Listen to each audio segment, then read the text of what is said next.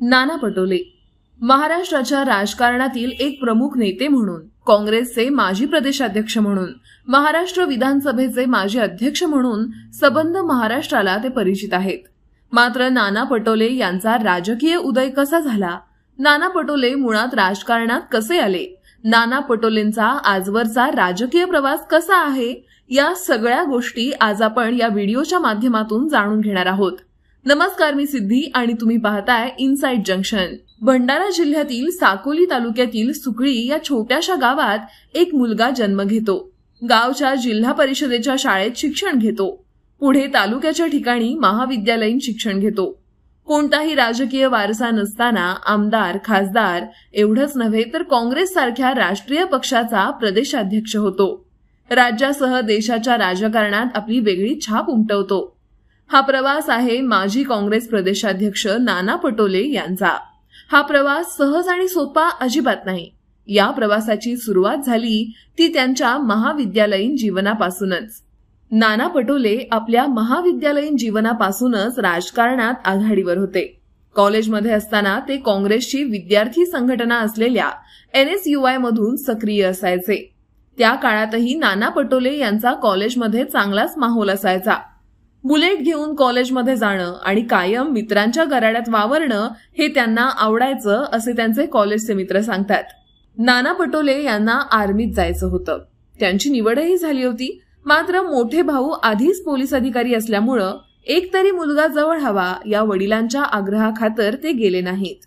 त्यामुळे ते प्रत्यक्ष राजकीय मैदानात आले आणि सहकार क्षेत्रात प्रतिष्ठेची असलेल्या भंडारा जिल्हा मध्यवर्ती बँकेचे संचालक झाले.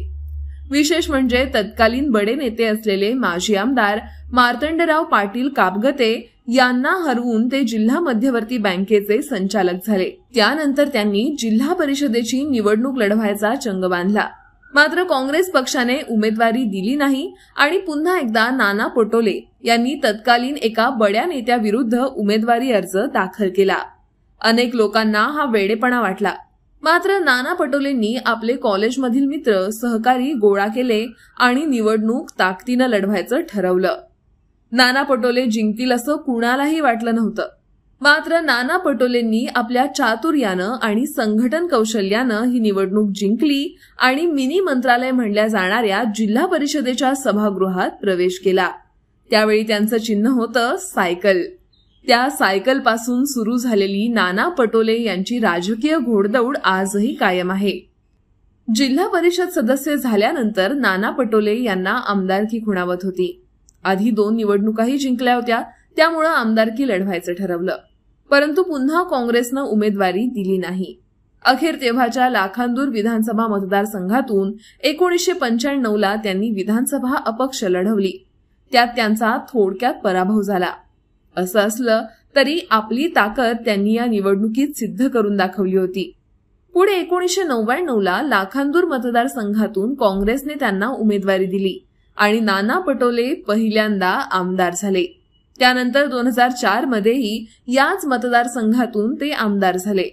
आमदारकीच्या दुसऱ्या टर्ममधील काही काळ शिल्लक असताना शेतकऱ्यांच्या मुद्द्यावर आक्रमक होत आमदारकीचा राजीनामा दिला. 2009ची लोकसभा निवडणूक जवळ येत होती. भंडारा गोंदिया लोकसभा क्षेत्रात काँग्रेस राष्ट्रवादी या आघाडीचे उमेदवार प्रफुल्ल पटेल असतील हे निश्चित होतं.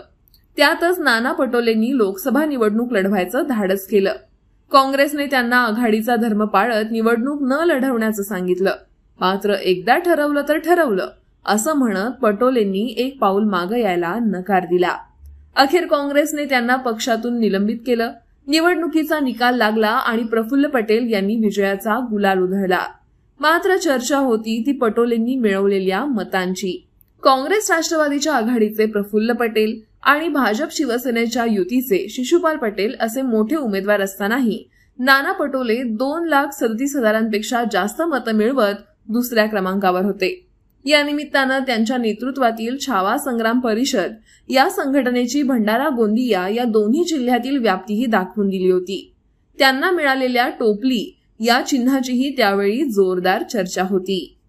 दरम्यान भाजपने त्यांची ताकद ओळखली होती. तत्कालीन भाजपचे ज्येष्ठ नेते गोपीनाथराव मुंडे, नितीन गडकरी यांच्या उपस्थितीत नाना पटोले यांनी भाजपमध्ये प्रवेश केला आणि पुन्हा एकदा 2009ची विधानसभा साकोली मतदारसंघातून लढवली आणि दणदणीत विजय मिळवला.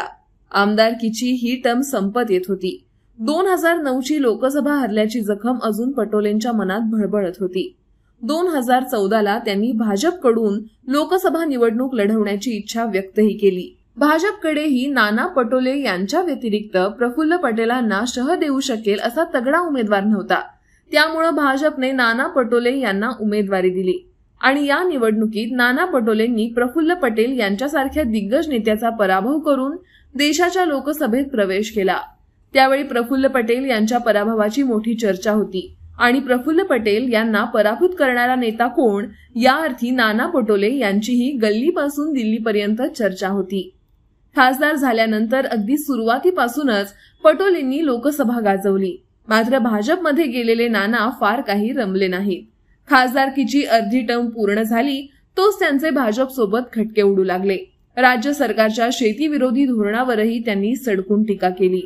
एक दिवस तर देशाचे पंतप्रधान नरेंद्र मोदींसोबतही त्यांचे खटकले आणि पटोलेंनी दुसऱ्यांदा राजीनामास्त्र उगारला. खासदारकी सोडली होती, भाजपचा राजीनामा दिला होता. त्यानंतर नाना कुठे जाणार असा प्रश्न होता. नाना पटोलेंनी मात्र राहुल गांधींसोबत एक सभेत सहभागी होत काँग्रेसमध्ये येणं पसंत केलं. राज्यातील तेव्हाचे बडे काँग्रेस नेते नानांच्या पक्षप्रवेशाच्या विरोधात होते.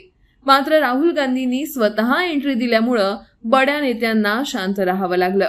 पटोलेंचा काँग्रेस प्रवेश झाल्याबरोबर त्यांना किसान काँग्रेसच्या राष्ट्रीय अध्यक्षपदाची मोठी जबाबदारी पक्षानं दिली होती. या अंतर्गत त्यांनी देशभर प्रवास करत काँग्रेस पक्षासाठी शेतकऱ्यांची फळी बांधली. पुढे त्यांच्या राजीनाम्याचे रिक्त झालेल्या ठिकाणी पोटनिवडणूक लागली होती. राष्ट्रवादीनं माजी आमदार मधुकर कुकडे यांना उमेदवारी दिली. 2014ला आघाडीसाठी एकत्र न येऊ शकलेले नाना पटोले आणि प्रफुल्ल पटेल मधुकर कुकडे यांच्यासाठी मात्र सगळे हेवेदावे विसरून एकत्र आले होते. आघाडीनं ही निवडणूक लढली आणि यात मधुकर कुकडे यांचा विजय झाला. पुढे 2019ला तर नाना पटोले यांनी पक्षादेशानुसार थेट नितीन गडकरींसारख्या बड्या नेत्याच्या विरोधात नागपुरातून लोकसभेत उतरायचं ठरवलं. नितीन गडकरींनीही खिलाडू वृत्तीनं जुने सहकारी नाना पटोले निवडणूक लढवत आहेत त्यांना शुभेच्छा म्हणत मनाचा मोठेपणा दाखवला होता. या निवडणुकीत पटोलेंना पराभवाला सामोरं जावं लागलं. मात्र लढण्याचं स्पिरिट असलेला नेता ही त्यांची ओळख आणखी गडद झाली. त्यानंतर नानांनी 2019ची विधानसभा निवडणूक पुन्हा एकदा साकोलीतून लढली आणि तत्कालीन पालकमंत्र्यांचा पराभव करत चौथ्यांदा विधानसभा गाठली. महाविकास आघाडीचे सरकार आले. यामध्ये नाना पटोले विधानसभा अध्यक्ष झाले. वर्षभराच्या कार्यकाळात अनेक महत्वाच्या बैठका त्यांनी लावल्या आणि अध्यक्ष म्हणून ओबीसी लोकसंख्या माहिती होण्यासाठी जातनिहाय जनगणना करण्याची मागणी करणारा ठराव मांडला. सभागृहाने तो एकमतानं मंजूरही केला. मात्र विधानसभा अध्यक्षांच्या खुर्चीत नाना पटोले रमत नव्हते. पक्ष नेतृत्वालाही हे कळत होतं. त्यामुळे पक्षानं विधानसभा आणि अध्यक्षपदाचा राजीनामा देण्यास सांगितलं आणि काँग्रेस प्रदेशाध्यक्षपदी त्यांची वर्णी लागली. कायम घराणेशाहीचा आरोप असलेल्या काँग्रेस पक्षात कोणतीही राजकीय पार्श्वभूमी नसलेला व्यक्ती प्रदेशाध्यक्ष झाला होता हे महाराष्ट्रानं पाहिलं. प्रदेशाध्यक्ष झाल्या झाल्या पायाला भिंगरी लावून नाना पटोलेंनी महाराष्ट्र पिंजून काढला. पुढे 2024ची लोकसभा निवडणूक लागली. त्यांच्या नेतृत्वात काँग्रेसनं लोकसभा निवडणूक लढवली. काँग्रेसला यामध्ये चांगलं यश सुद्धा मिळालं. मात्र विधानसभा निवडणुकीत काँग्रेसला अपेक्षित कामगिरी करता आली नाही. खुद्द नाना पटोले यांनाही विजय मिळवण्यासाठी मोठा संघर्ष करावा लागला. या संघर्षासह नाना पटोले 5व्यांदा विधानसभेत आले. या सगळ्या घडामोडींच्या दरम्यान नाना पटोलेंना विलासराव देशमुख, गोपीनाथराव मुंडे यांसारख्या दिग्गज लोकांचा सहवास लाभला. पक्षीय भूमिकेच्या पलीकडे जाऊन त्यांनीही नाना पटोलेंवर भरभरून प्रेम केलं. विलासरावांचा लाडका आमदार म्हणून नाना पटोले ओळखले जात. दुर्दैवानं हे दोन्ही नेते आज आपल्यात नाहीत. ते असते तर राज्याचे राजकारण आज आहे त्यापेक्षा निश्चितच वेगळे असते असे अनेक राजकीय विश्लेषक आजही म्हणतात. 2017च्या शेवटी नाना पटोले काँग्रेसमध्ये आल्यापासून राहुल गांधींच्या कायम जवळ राहिले.